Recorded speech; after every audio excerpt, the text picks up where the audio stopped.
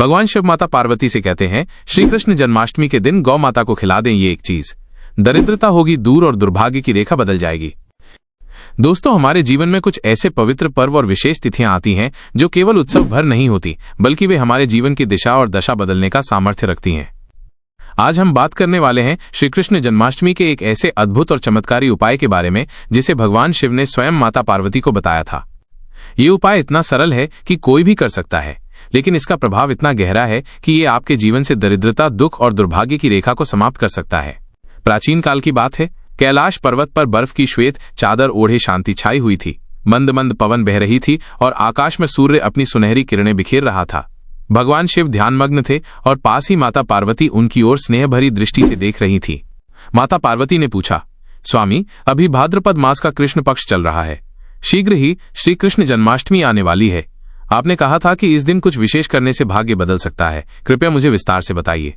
भगवान शिव ने अपनी शांत और गूंजती हुई वाणी में कहा, देवी, श्री कृष्ण का जन्मोत्सव केवल एक उत्सव नहीं है, यह स्वयं भगवान विष्णु के अवतार का स्मरण है। इस दिन का हर क्षण शुभ होता है, लेकिन यदि कोई मनुष्य इस दिन एक विशेष कार्य कर ले तो उसके जीवन के कष्ट दूर हो जाते हैं और उसके भाग्य की रेखा में भी सौभाग्य का उदय होता है। भगवान शिव ने आगे कहा, देवी, ये कार्य गौ माता से जुड़ा है। गौ माता केवल एक जीव नहीं, बल्कि 33 कोटि देवी देवताओं का निवास स्थान है। वे धरती की माता हैं जो मनुष्य को दूध, घी, दही, मक्खन और अनगिनत पोषक तत्व देती हैं। ऋग्वेद में गौ को कामधेनु कहा गया है, जो मनचाही कामना पूरी करने वाली है।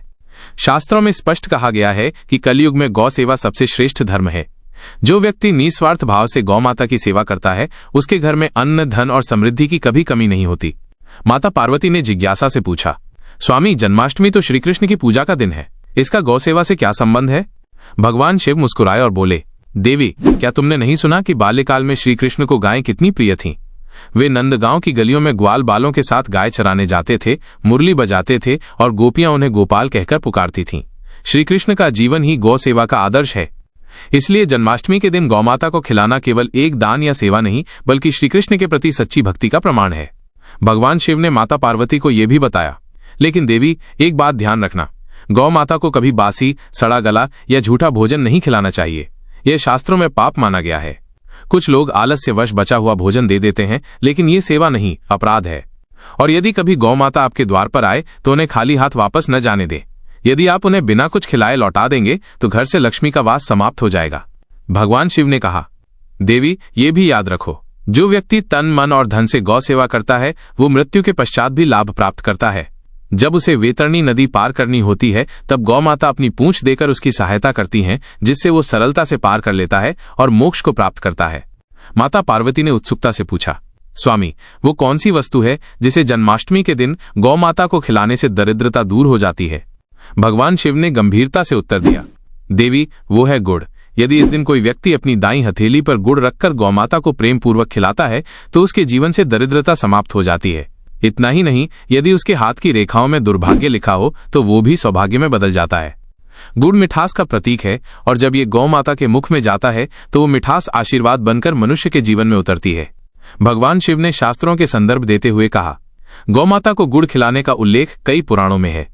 श्रीमद् भागवत पुराण में स्पष्ट लिखा है कि जो व्यक्ति भाद्रपद मास की अष्टमी को गौ माता की सेवा करता है, उसे 100 यज्ञ करने का फल प्राप्त होता है, और यदि वो गुड़ खिलाए तो ये फल अनंत गुना बढ़ जाता है।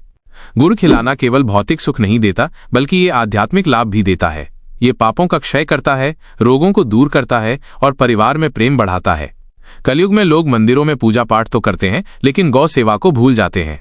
जन्माष्टमी के दिन यदि आप केवल घर में पूजा करें तो आपको पुण्य मिलेगा, लेकिन यदि आप उसी दिन गौ माता को गुड़ खिलाएं तो ये पुण्य कई गुना बढ़कर आपके भाग्य को चमका देगा। गुड़ खिलाने के साथ साथ उस समय अपने हृदय में ये भाव रखें, माँ, जैसे तुम अपने बछड़े को स्नेह से पालती हो, वैसे ही मुझे भी अपने आशीर्वाद से जीवन भर सुरक्षित रखना। वाराणसी में एक साधारण गृहस्थ रहते थे, हरिदास जी। वे गरीब थे, लेकिन धर्म कर्म में विश्वास रखते थे।